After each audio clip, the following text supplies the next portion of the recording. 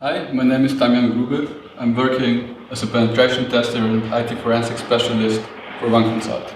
Before, I conducted some research about blockchain. So Bitcoin is often believed to be anonymous, and therefore it is attractive for criminals, such as the people behind the WannaCry's ransomware. In this talk, we will analyze Bitcoin's anonymity properties and we will discuss possible anonymization techniques. Afterwards, we will also have a look at techniques that allow law enforcement agencies to de-anonymize Bitcoin transactions. So the goal of this talk is to understand that Bitcoin is not truly anonymous. In the end, there are still techniques that we can use in order to trace and follow criminal transaction flows. Before we start, let me briefly introduce Oneconsult.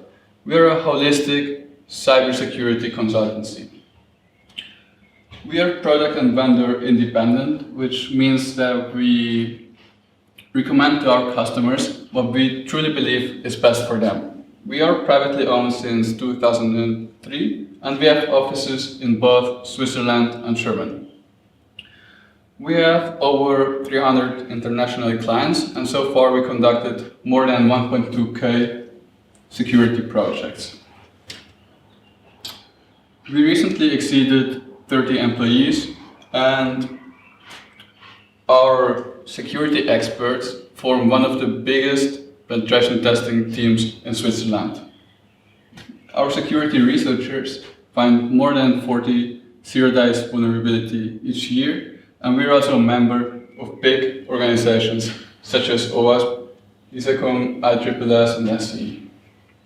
On the chart on the right, you can see where our customers come from. So they come from very different industries. It's not just finance and ICT.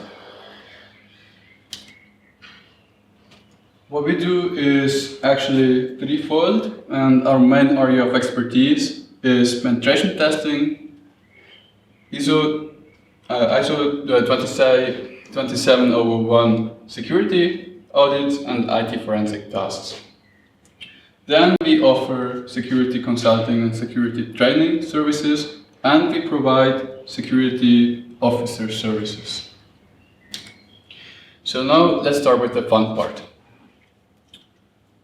Probably you have already heard of WannaCry. It's a ransomware that was around in the media for the last 2 weeks. It is a self-propagating malware that encrypts files on computers. So it encrypts those files and then asks you to pay a ransom in order to have your files decrypted again. It actually makes use of an NSA exploit called Eternal Blue that has previously been leaked by the shadow brokers. So this is an image what it looks like if your files have been decrypted. So if you see this on your machine, you have a problem. However, you're not alone. So this is a map of the targets of WannaCry, and actually there are hundreds of thousands of victims that have been attacked by WannaCry. And those victims are more or less distributed all over the world. There are also some big fails that happened in WannaCry, and one of them is a so-called kill switch.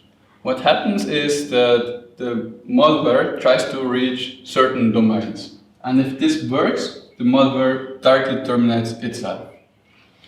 So unfortunately, this has been fixed in new releases, but before, the spread of this malware could have been reduced. On this chart, we can see the ransom that WannaCry has made so far. So they asked their victims to pay them in bitcoins. And what is actually quite cool is that we can see how much they earned. So we can see how much bitcoins they received, and we know how to translate this to US dollars. If we have a look at the numbers, they made about 110K US dollars, which is not very much for such a malware. So we could have expected that they make a lot more profit out of this. But there is still another interesting fact, and it's rather a question: why do we have such a clear view on the balance of those ransomware accounts? In order to understand this, we will now have a closer look at how Bitcoin works. Bitcoin is a decentralized electronic cash system. So it's a network of peers, and those computer systems then regulate the currency. So there is no bank or other trusted third party that regulates the currency. It's just the network itself. Then, like in any other financial system, we have transactions. In Bitcoin, those transactions have inputs and outputs, and the outputs, they consist basically of a value and address pair. Now the address is like a traditional bank account, and it can contain a certain amount of Bitcoins.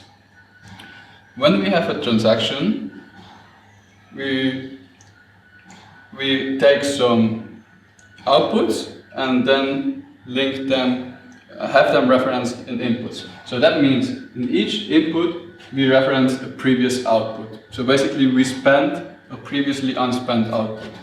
At the same time we create new outputs.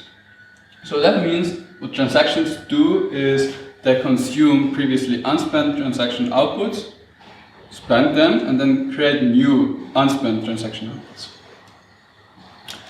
Now those transactions are included in Bitcoin blocks. Bitcoin block consists of two parts, the block header and transactions. And what we see here is a very simplified form of a block header. So we just show two fields. It's the first one, a reference to the previous block. So in the end, this will create a blockchain. Each block references its predecessor. Then the other field that we have to look at is a nonce.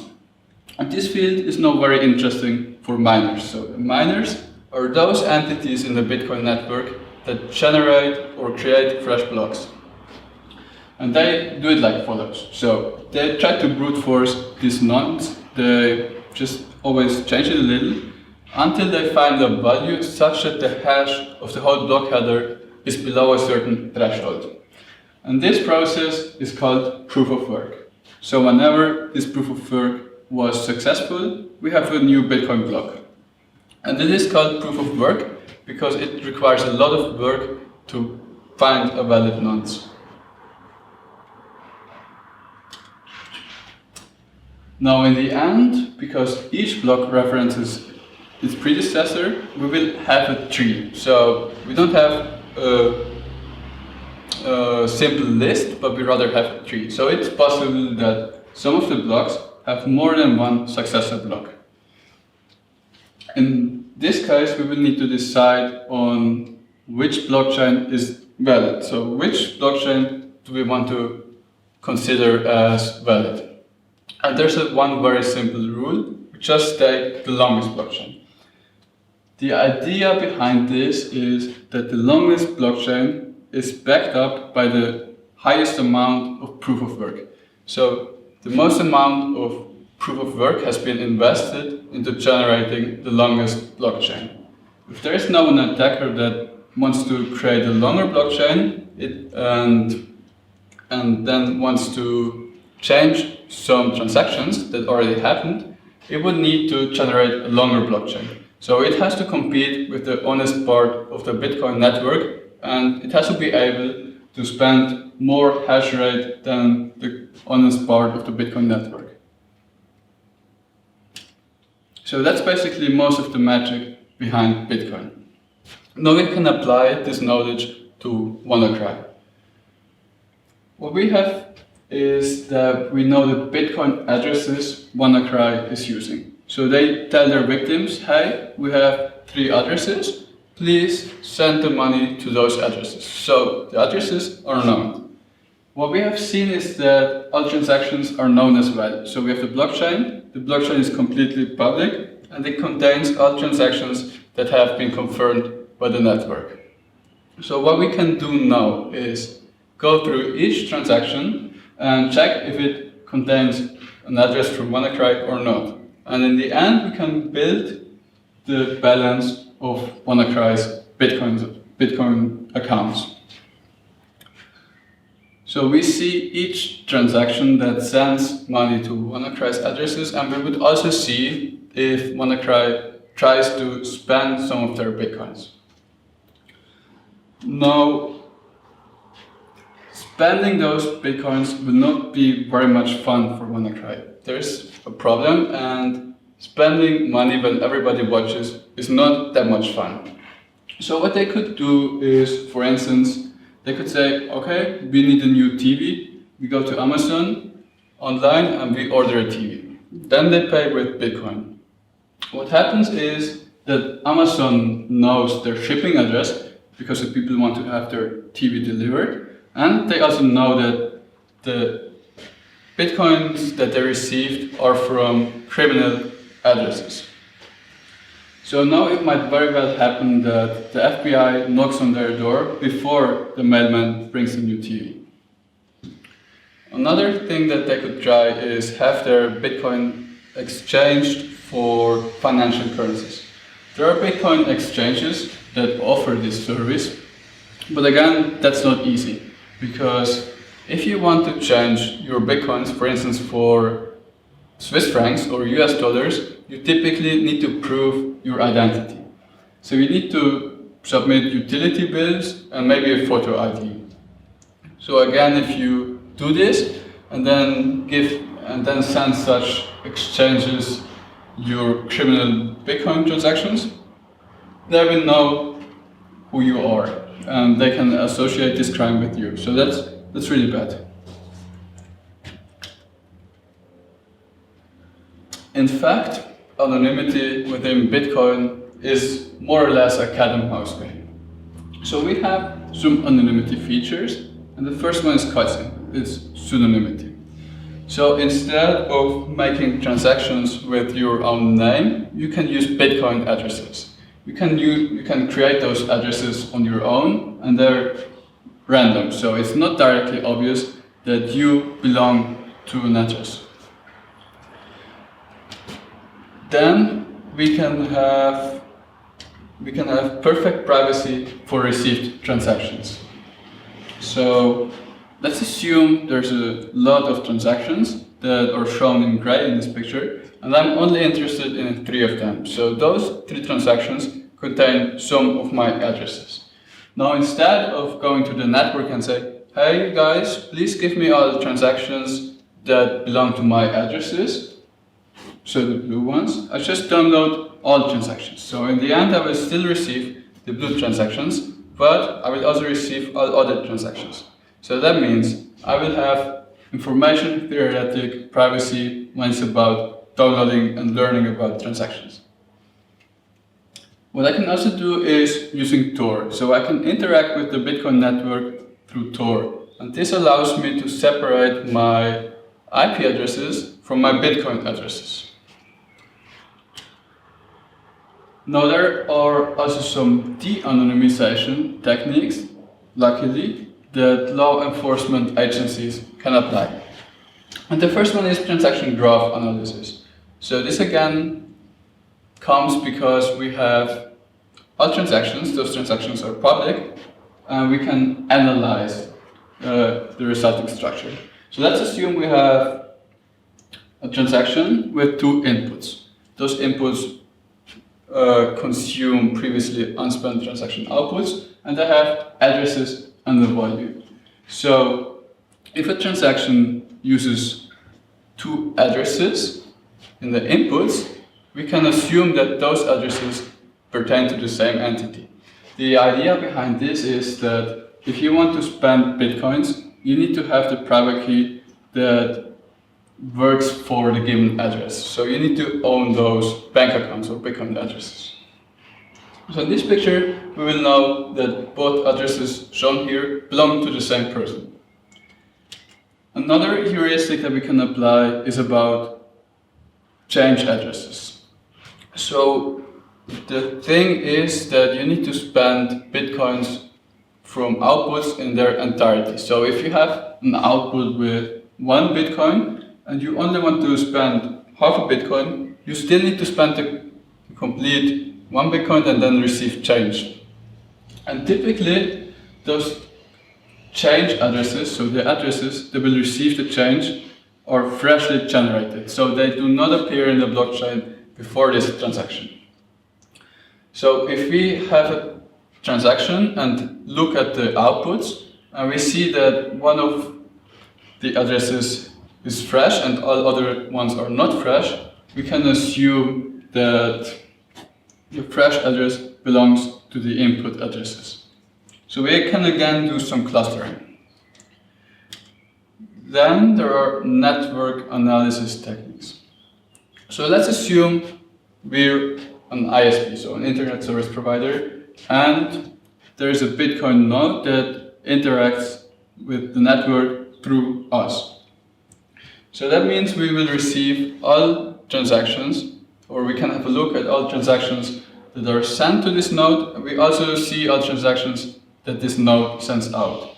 Now, if we find a transaction that is sent from the node but has not been received before, we know that this Bitcoin entity created the transaction. So we know that the addresses in the inputs of those transactions belong to a certain IP address. So in the end, there are also anonymization techniques. And those techniques then correspond to sending money through like Cayman Islands, Bahamas, and so on. The first anonymization technique is using mixing services. So what those services do is they take Bitcoins, shuffle them, and then create new Bitcoins that are not easily where it's not easily possible to relate them with the input Bitcoins. Another technique is chain hopping. So what you could do is you take your Bitcoins, exchange them for other cryptocurrencies and so on. The less regulated, the better. And in the end, you still have coins in whatever currency. They cannot easily be associated with your criminal Bitcoins. So there, again, if people want to use exchange services where they need to prove their identity, that would not work. So let me briefly summarize this talk. We have seen that criminals often use Bitcoins, such as the people behind WannaCry's. However, Bitcoin is not anonymous. There are anonymity features, there are anonymity tricks, but there are luckily also techniques that law enforcement agencies can apply to trace criminal transactions. And this only works under certain circumstances, but again, it's not anonymous. So, thank you for your attention, and this is how you can contact us.